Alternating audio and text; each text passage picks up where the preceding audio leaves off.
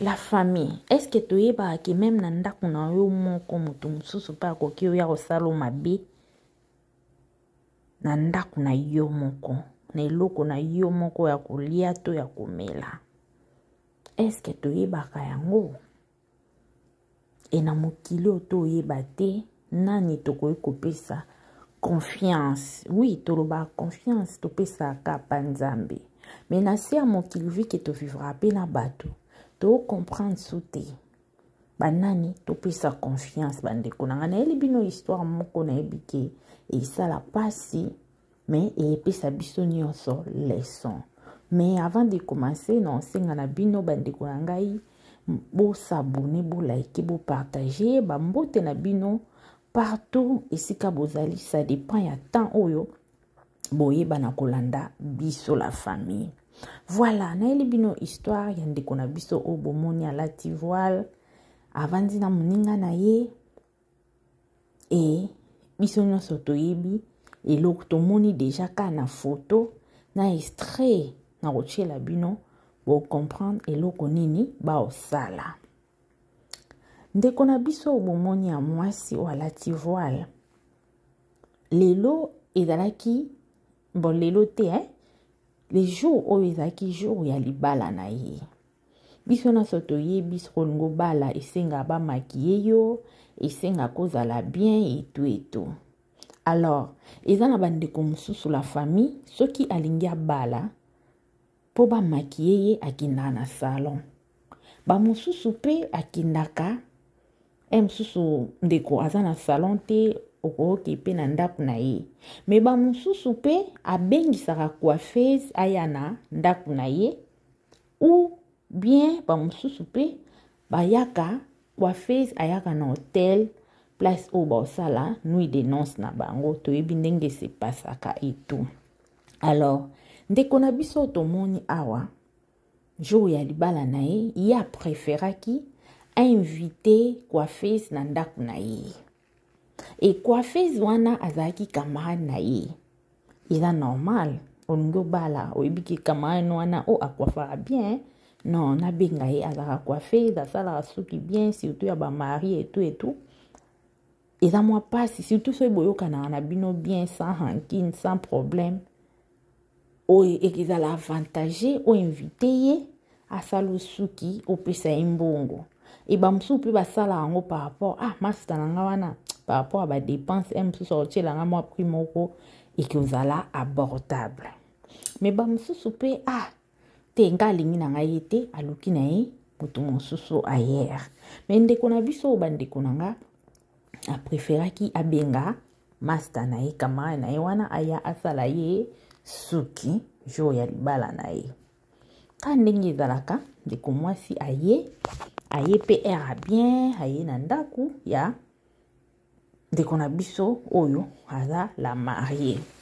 Aye na ndaku na ye tout abandi pe kosala suki et en même temps pendant que ba osala suki moi no mo boyebika jour ya libala mutema moi likolo et tout azwi verre na ye ya jus toyebi te so ezalaki miliki to ezalaki jus abandi komela. Tango azomela mobali na ye abengi apele ekoti. Tango omela kuna pe moninga aosimba mutu azobongisa ka ndenge ezalaka. Mais camarade ayaki na projet na ye ya mabe.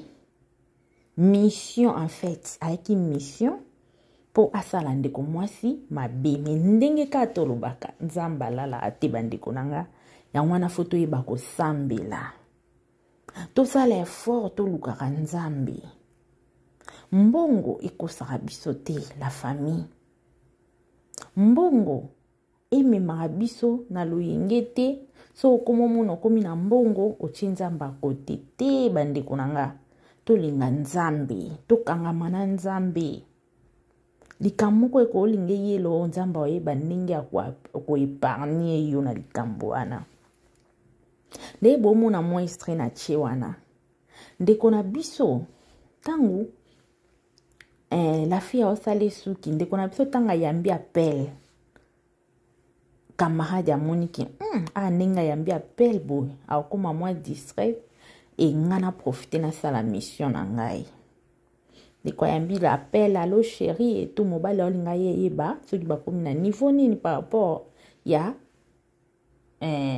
maquillage baosala ye to suki bazosala ye ka ndenge ezalaka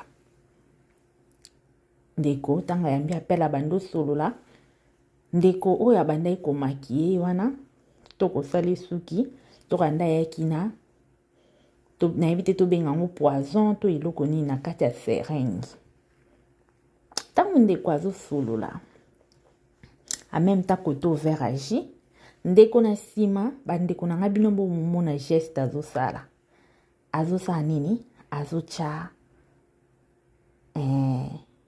eloko na ye wana azopompe seringue na alinga pompe première fois na ji ya ndeko mwasi abendi ji ameli ekoti te deuxième fois ndeko mwasi donc esprit ka etinda emela ezosalaki ndeko na biso oyo ya coiffeuse azorate kotiela ye eloko ya mabe alingaka atiela ye wani azalaki yango na kati ya poche abimisi yango nde abandi kotya troisième fois ndeko ti azokola mari azokontinue kaka kosolola ndeko na biso mpe ya coiffeuse aye kozwa sikoyo na troisième fois wana aye kopompe kisi na ye ji mpe soki eza ji soki eza miliki ezalaki couleur ya pembe ekomi mbala moko orange vike eloko ndeko azalaki nango na seringue ezalaki couleur orange ji mpe kuna ekomi orange bandeko na ngai botala siko bino moko ndenge nzambe aepargnaka bato botala video bien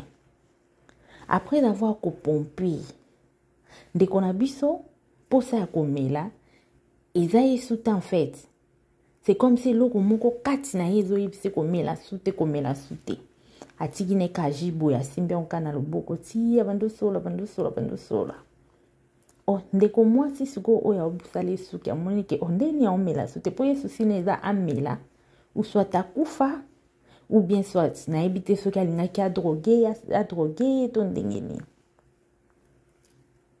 ndeko mwasi asimbika ji ndeko mosusu wana oyo ya coiffeuse akomi ndeni ozomela te mela ji neti kaka melisa ye bandeko na nga yango moni des fois caméra pe na bandako na biso eza important eprotegeaka biso nzoka nde caméra caché ezalaki na kati ya ndako wana ya ndeko na biso oyo azobala caméra wana ezozwa basene nyonso nde mambo ezoleka ti ndeko oyo ya la coiffeuse wana ye kosala suki amoni ke ndeko na biso alingi suki komélange te ndeko mpe ide eza te ke acheli eloko ya mabe azotitire mpe attention te na eloko ozomela ndeko nanga ntango omela eloko fo obwakela yango liso kozala sire te ke ndenge na tiango boye na verre eza ka yango namelaka lokwa nini te talaka eloko ozomela c'est possible ezalaki pembe koma orange ezalaki pembe koma rouge ndeko na biso azotala na ye te mais azocomprendre te la fille oyo ayaki osala esuki akomi kaka mela ti meme atiki ye akomi kaka koinsista mela ndeko mpe azomela su te ti ndeko aki kovanda meme na kiti abandi osiplie mela bandeko na nga soki oke quelque part omoni ou soit même oza pa na yo moko oyambi mopaya moko boye mosusu odeplasaki ozongi ndenge ezalaka nakota nao na chambre to natala nao bana etu ntango ozongi la famille soki omoni kaka mopaya oyo ozalaki na ye akomi kaka mela faut sala très attention même soki etala moto okei omoni ndeko wana apesi yo biloko ya kolia to eloko ya komela azwa insiste omela insistance moko oyo omoni ke ekomotya o mal à l'aise faut faire très attention et nyonso olingo tya na monoko na ndeko na nga ata mai ata bombo ata bazoka faut to prier la yango ata na kati ya motema. Ko prier ce n'est pas dire qu'il faut ganga, non. Oko prier ata 1 minute. Nzambe sunga mai o makile ya mwana Jésus Christ esopana na mai oyo na omele talanga mabete na kati ya nzoto na ngai. Parce que mokili o bandeko na ngai eza ya kobeba. Eza ya kobeba bandeko na ngai. Ozoyeba te ovanda na nani. Olia na nani. Otala ndeko na biso. Azofuta pe mbongo na ye. Moninga ye kosala suki. Na ndaku na ye moko. Mibandi babomeleka na ndaku na ye. Toyebi te eza jalousie po amoni moninga na abali. Ye nano abali te. Ou bien eza nini. Motema mabe ya modèle oyo. Bandeko. Vraiment, il faut tout ça là très très attention. Histoire où il s'allait passer. Mais était à biso moko na biso. Bandeko bo like bo partager. Toye la bino deuxième partie nango. Toye bandeko mwasi amelaki ou pas. Ndeko mwasi akufi to akufite azato azate. Voilà bandeko pona lelo to suki awa. Tozala vraiment prudent. Partout bisika toko chabitambe na biso. Eloko nyonso toko linga kolia. Tota nzambe liboso. Alors, bisous, tomonani, nambala ya sima. Bye bye.